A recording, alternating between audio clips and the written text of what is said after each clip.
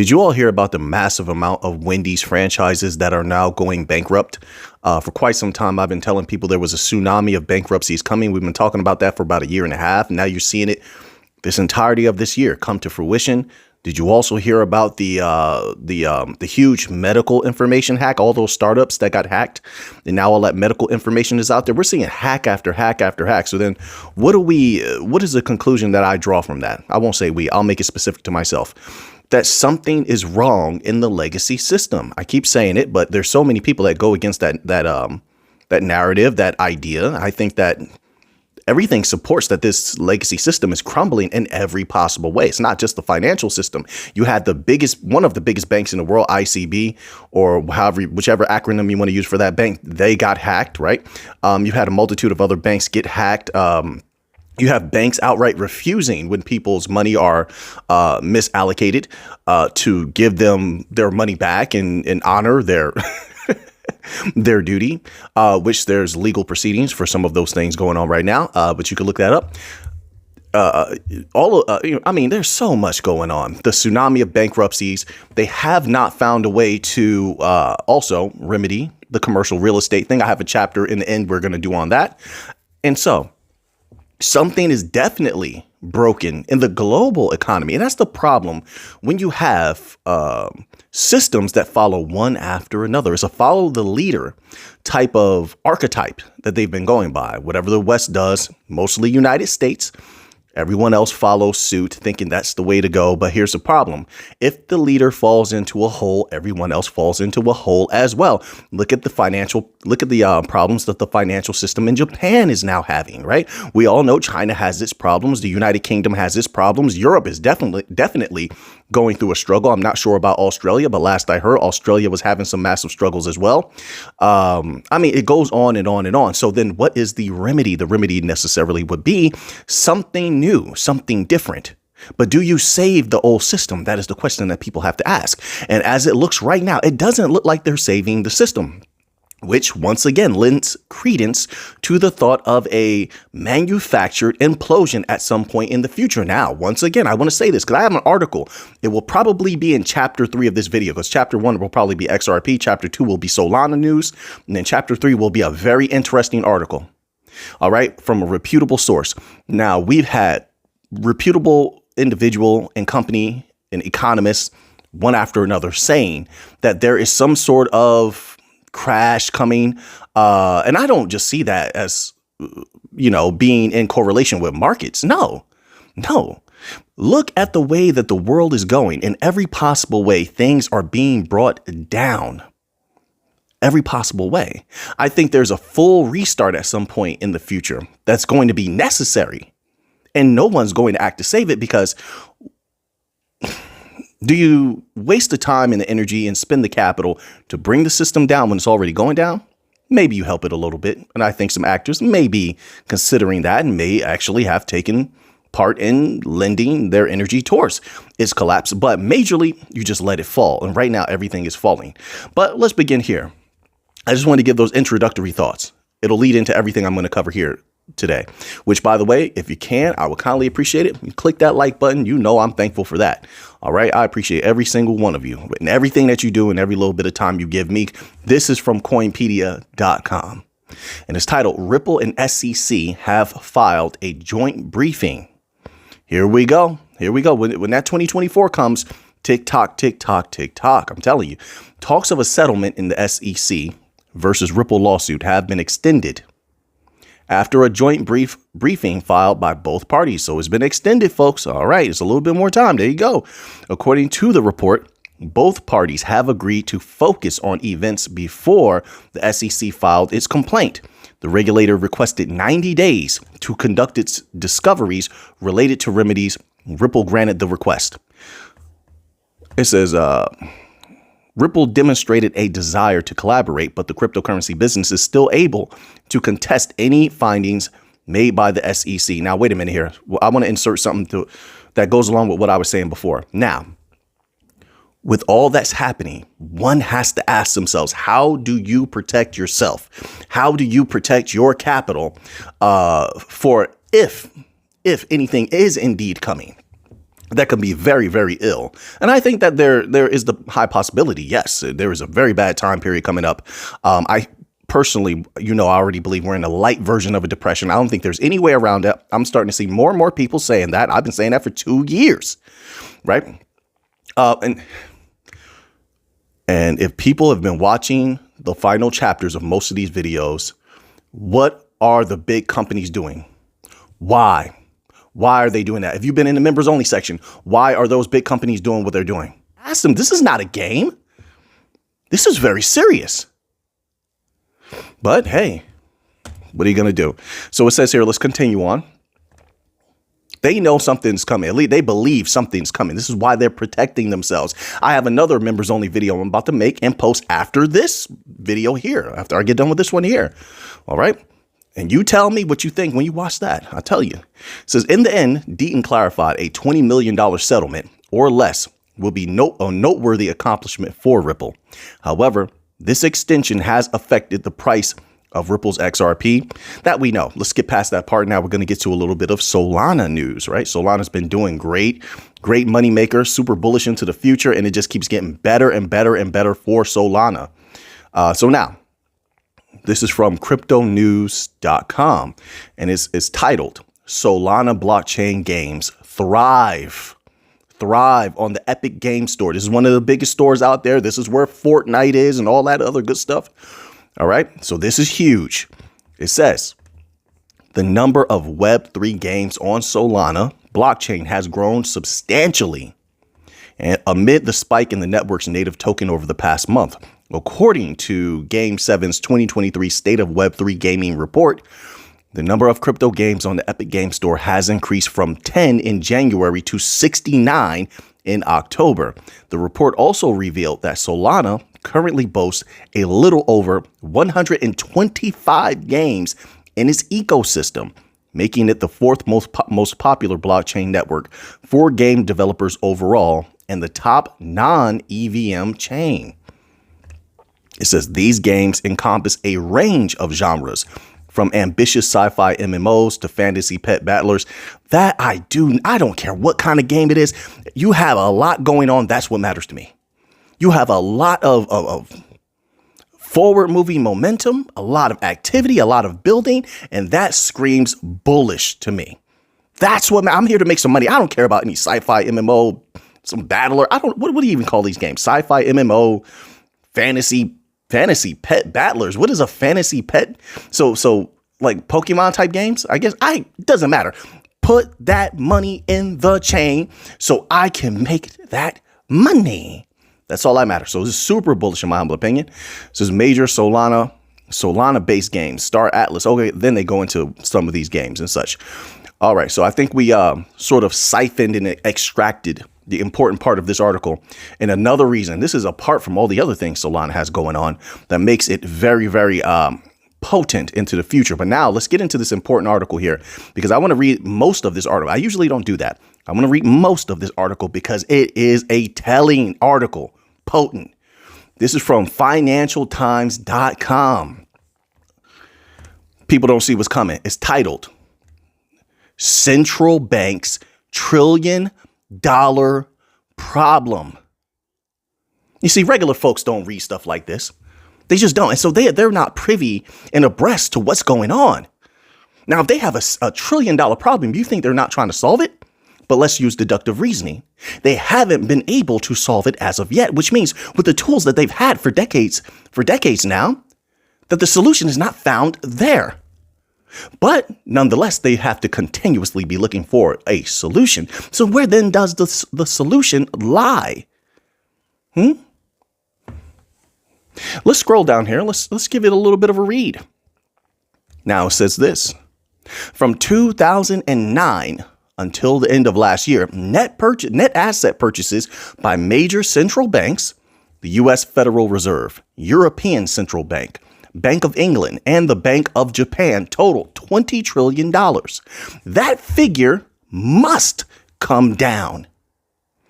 The big question is how far and how fast. That is a big question. Deceleration. See, I've been talking about this for a long time. And what have we been seeing? Massive amount of bankruptcies, Massive amount of, well, first of all, let's just get it clear. The people's checking accounts and saving accounts are bone dry. Whether you're going by the top reporting and analytics firms that say that, looking at the M2 money supply, or you're just watching videos on TikTok and people are, you know how they walk down the street and they ask the people how much you got in your checking account and your savings account, and people showing zero, $10, zero, $100, $1,000, $20,000. What? And your savings? So, but let's keep going here. Let's keep going. It says, following the financial crisis, central banks hovered up bonds as part of quantitative easing programs to stimulate demand-sapped economies. Then the redacted hit, leading to a further bond buying binge to calm the markets. Listen, I hate to say it, but what they do is complete manipulation. This is why it's so fake. It's all propped up. It's all an illusion. The liquidity is an illusion. It's not really there. But let's keep going. Central banks have been slimming, especially the private banks. See, people always think of U.S. Treasury when it comes to printing money. They keep forgetting the private banks are issuing debt anytime they want. That is a problem. There's no one reeling in those private banks. So it's a rinse and repeat process. If they have to turn that money printer on at some point because they've done too much damage. Well, first of all, crypto markets are going to go boom. That's number one. Let's be clear. If they have to turn that money printer on, and that could happen sometime towards the end of 2024 into 2025, depending on how much damage is done, things could go boom. There's so many dynamics here. I still have to watch the BRICS nations as well. Keep an eye on that. Just in case they are able to get that common BRICS currency off the ground, because if they were able to get that common BRICS currency off the ground, I have to personally pay attention to that money coming back to the United States. If that money comes back to the United States, then we're talking about hyperinflation, where we already have sky high prices when it comes to energy and food. So I have to pay attention to that. So at the same time, things could go boom. They turn that money printer back on, but then there's an equal, a factor here from over there. Not saying that I don't know how fast they can get that done, but I'm keeping an eye on both. You get what I'm saying? Then not to mention if the banks go down, some of those banks go down because, oh my goodness, they've been getting crushed. Have you been paying attention to the banking sector? They're getting demolished. You think not? Listen, guys, I try to tell you things that are factual. Look everything up that I'm talking about. You had Bank of America, you had Wells Fargo, you had a couple of other major banks. What happened to them in the last 3 days? They got downgraded by Moody's. Now, my word, if that doesn't tell you there's a problem, I don't know what would. But let's keep going on here. I'm giving you all this information that I can. Now, it says, when central banks buy bonds from banks, the latter receive credit known as central bank reserves, the safest and most liquid financial assets. The question is why? That's interesting. That answer is really interesting, isn't it? QT reverses the process, reducing liquidity in the system. Now, haven't you heard about people complaining about the quantitative tightening as of now and how much has been done? Oh, it's been overdone. Oh, we need right now. We need to cut rates. Haven't you been hearing that? But why is everyone so adamant about cutting those rates? What has been happening? What's causing that? You see? Reducing liquidity in the system. I wonder what benefits from a lack of liquidity. I wonder. Let's keep going. Still, the Fed's total asset holdings amount are equivalent to about 30% of the U.S. economy, just under $8 trillion. And the ECB's more than half of the Eurozone's gross domestic product. The ECB needs to do something quick. They're having a lot of problems. As far as what I'm reading, they're having a lot of problems in Europe right now. They're doing a terrible job, and I hate, let's keep going.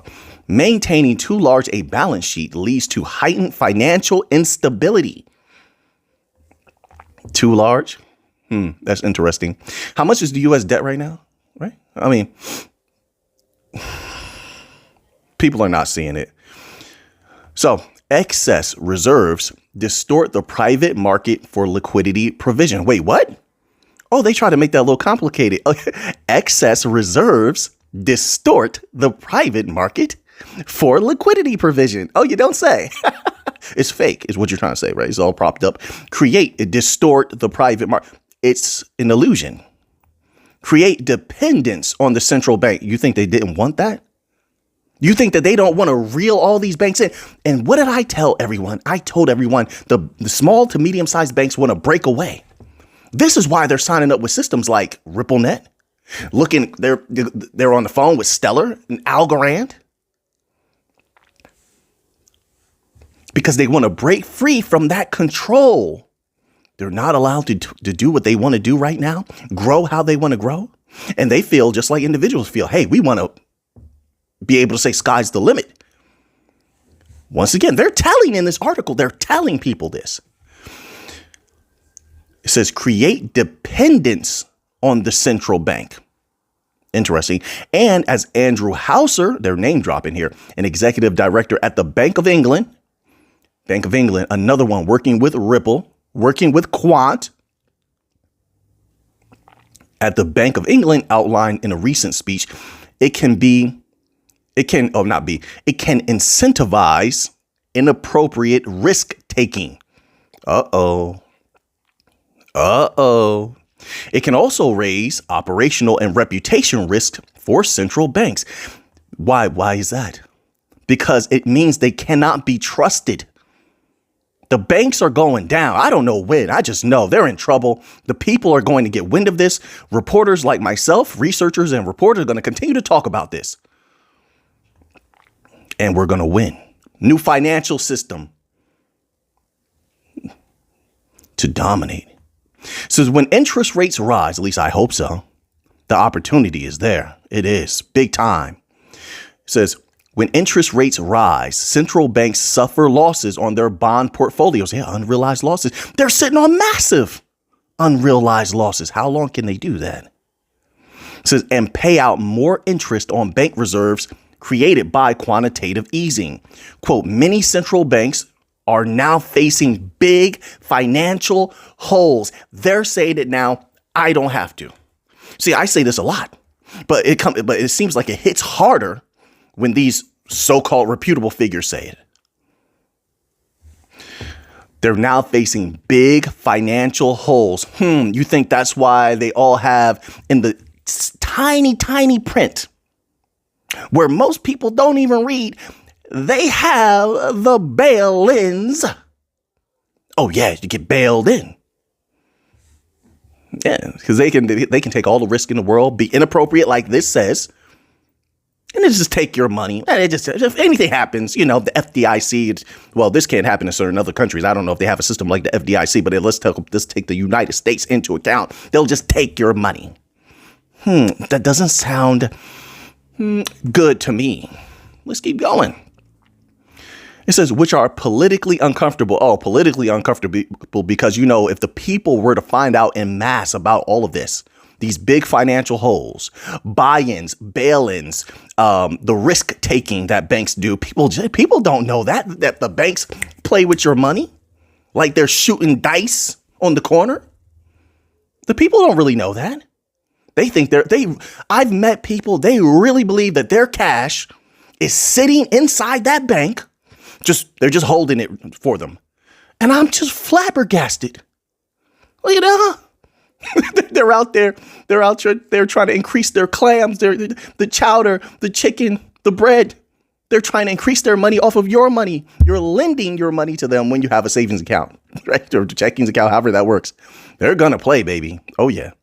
But let's keep going here. This article gets deeper, if that can be believed.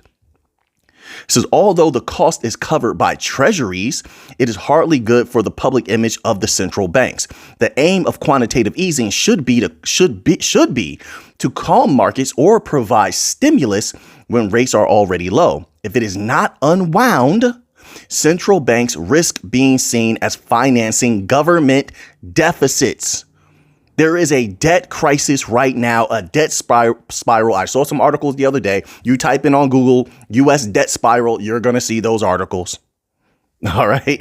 You can read about the problems that comes with having so much debt. It says a more trimmed balance sheet and how that affects so many things that affects the regular people. A more trimmed balance sheet also allows central banks to regain, quote, valuable policy space in an environment in which the current large volume of excess liquidity is not needed. That is a tricky little sentence right there. Oh, they're so deceptive. The current large volume of excess liquidity that you fabricated out of nothing and you're going to remove like it's nothing. Right. Although that's going to be very damaging to the people, because what you're doing essentially is you're creating a platform and you're lifting things up here. Then you drop out the bottom and everything crashes down. Hence why so many people are getting laid off.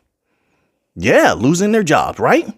So many businesses going poof, had to close down, go out of business, go bankrupt, even some of the bigger ones. Right. Because that's illusory. It says, as Isabel Schnabel, a member of the ECB's executive board, noted in a speech in March, rates may also need to be pushed higher. See, and I told people, rates may need to go higher. Everybody said, well, the rates are going to get cut. If they get cut, there's going to be a problem. They get cut early, it's going to be a problem. But look at what they're saying here. The professionals, rates may also need to be pushed higher than would be the case with smaller balance sheets, raising the chance of deeper recessions. What's a deep recession? A depression. Haven't I been saying that? Particularly if they just ratchet higher with each crisis. Let's scroll down here. But the $1 trillion problem facing central banks is how to shrink the footprint without sparking ructions. In other words, and how to do it in order without destroying everything. But let's keep going. High government deficit forecasts, particularly in the U.S., point to ample supply of government bond issuance down the line. Haven't you seen that? Oh, yeah. Ongoing quantitative tightening with bond sales only adds to the supply. This may push yields too high. Haven't we heard about that? The high yield problem. Oh, yes, we have. So many articles about it. Are they going too high? You wouldn't have to ask that question if they weren't. And they just keep raising the yield. I read an article. Janet Yellen spoke on it herself, maybe about 2-3 weeks ago. It says, and lead to something breaking in the economy. This is where I wanted to get to. This may push yields too high. This is why they're discussing that, and lead to something breaking in the economy. Something's already broken. I hate to tell people that it is. The Fed's quantitative tightening efforts in 2019 drove market convulsions. Is that not what you've seen when they raise the yields, right? And everybody rushes into treasuries, T-bills, bonds. And then you see liquidity drain out of crypto. Yes, you do. Even though people don't talk about it a lot. I don't know why. There's a correlation for you. U.S. treasuries and crypto, right? I see a lot of comments and such, and I did see the S&P requests, and today the S&P was green, and it's looked like it's just been consolidating for a while on the charts. I think the monthly, the yearly, it looked like it's just been consolidating majorly. From what I've seen, I could be completely wrong, and at the same time, it's been consolidating. It looks like Bitcoin has been up and down. It's been okay. Bitcoin's been okay, in my humble opinion, for this time period. But I see there's way more of a visible correlation between U.S. treasuries and crypto, U.S. treasuries and stock market, U.S. treasuries and commodities, right? That dollar, man, what a monster. It says, calls to abandon quantitative tightening are already mounting. They already broke something, and now they know they have to fix it. This is why they've been holding off for a while, just keeping rates steady, trying to observe, Oh, man, when fools rush in, they just don't think ahead. All right. So now I want to cover this because I said this here was going to occur. And I was going into the idea that right now it just doesn't seem feasible that the United States and China can get on the same page. It just doesn't seem like that's going to be possible. You have the semiconductor problem, but what else was it that I referenced that was going to be something that really just keeps a wedge between them, which is why I personally believe, I won't say no, I personally believe it's going to be a multipolar world guaranteed. And that's why the new financial system, one of the reasons why the new financial system will thrive is Taiwan. There's no way after the verbiage between USA and China that the United States can say, hey, we're going to defend this piece of land, or you can't take this piece of land. We're going to stand against it. And then China say, hey, we want that. Neither one of them is going to back down. But look at this article here. This is from Channel News Asia. Multipolar world is coming. It says APEC over. Taiwan, China military activity patrols increase. Let me scroll up here. APEC over. Taiwan reports renewed Chinese military activity. They're not going to back down off of Taiwan, which is not good. And I mean, as far as for regular people on the ground, not going to be good, with that kind of tension. Does the world really need more battling? But this is what we're dealing with here.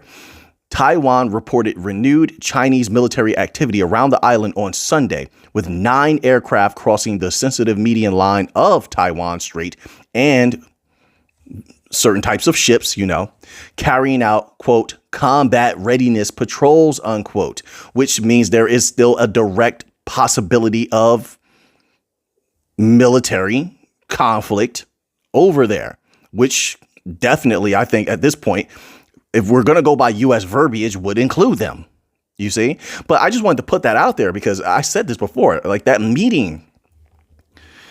I mean, besides the fact that a lot of these upper business people got to meet with Xi Jinping, that looked like that was the reason for that. It didn't look like it was that was set to bring any sort of middle ground, because there is no middle ground here. But anyway, I just wanted to put that out there. So we made the right call on that one. And then I also said oil was going to go back up, and we're getting calls again for $100 a barrel. So I was going to skip this article, but let's cover this little bit of oil news here. This is from fxstreet.com, and it's titled "The Return of Triple-Digit Oil Price to Soar." And I said this. So many people said, well, Mick, U.S. they're going to turn up their output. And I said, okay, well, number one, they made me doubt them. The U.S. Oil market people, because they said, hey, if we're going to increase oil output, it will happen gradually, only for them to go back on that because, probably money talks. I don't know their reasoning. They jumped right on it and started upping their output. So that's why the gas prices, everything came down just the littlest bit. But it was enough for people to be satisfied. And I said to myself, and I said in videos, how long can they keep that going? Well, I don't know about that, but I'm going to tell you, it doesn't look like they can keep it going for too long, because then right after that happened, OPEC Plus said what? OPEC Plus said, we're contemplating doing even further production cuts. They're serious. This is a completely different type of battling going on here. I have to say battling. I can't say other terms on YouTube. They're very strict. But let's read this little tidbit here. It says, in a dramatic turn of events, the global oil market will I guess they're the pros. I guess they know. We'll see. We'll see if this happens. Will witness a resurgence, with Brent crude prices reaching the coveted $100 per barrel mark. This milestone, long considered a benchmark for a robust energy market, will ignite discussions and raise questions about the factors driving this remarkable climb. Well, I think we know what that is. It says factors behind the surge. The oil market has been grappling with geopolitical tensions, conflicts, and unexpected outages that have left that have led to a significant reduction in the availability of oil on the global stage. Unforeseen events in major oil producing regions have created an environment where supply struggles to meet the growing global demand. Nonsense. OPEC plus cuts. Come on, stop playing around. But they do have a section here. It's titled OPEC plus dynamics. The OPEC plus, let's see if they address this. OPEC plus alliance comprising we know what it comprises. It says has played a pivotal role in shaping oil prices. Production agreements and decisions made by OPEC plus member countries have a direct impact on global oil supply. Any shifts in these dynamics. Okay, but just tell us what they're doing. Tell the people that they made dramatic production cuts. They still didn't do that. This last sentence says this. I'm going to show it to you. It says any shifts in these dynamics, such as adjustments to production quotas, can send shockwaves through the oil market, but they're not. They still haven't told the people that there was massive cuts. You see how they manipulate information? Just tell the people the truth. They can look it up. I'm going to tell them, look it up. They may not do it, but at least I tried to spark the mind. Massive production cuts, and then said they're willing to do more. They're going to consider it. So it says investor sentiment, financial markets and investor sentiment also play a crucial role in shaping oil prices. The perception of a tightening market and anticipation of future supply challenges can attract speculative investments, further driving up prices. The surge in Brent crude's prices to $100 a barrel has significant implications for the global economy. People better get ready. Then it says here, inflation concerns. Higher oil prices often translate into increased cost for businesses and consumers. I've been trying to tell the people that this is why it's important to keep up with this news. It affects everyone's money, their way of life. As transportation and production costs rise, the specter of inflation looms. Energy costs. Elevated oil prices have a direct impact on energy costs, affecting households and industries alike. The increased expenses for businesses can potentially lead to changes in consumer prices, impacting the cost of goods and services across various sectors. We'll stop there. Boom. I mean, look, I didn't agree. I don't like how certain parts of the article were written, but potent article nonetheless. Got to give them their credit. This is a potent article. They laid out a lot of good facts here. Definitely did. All right. So now you don't have to agree with writers and, content creators on every single thing, but you can still give them their respect, and they do something right. They did it right. All right. You know what? I'm going to save the rest of these articles here for the members only section. I'll see you over there. Appreciate every single one of you. Once again, if you haven't already, I would appreciate it if you click that like button. I would greatly appreciate that. And now that you have that information, what are you going to do with it? I know what I'm going to do with it. So until next time, folks, protect yourselves at all times. Be safe out there. And let's get to the money.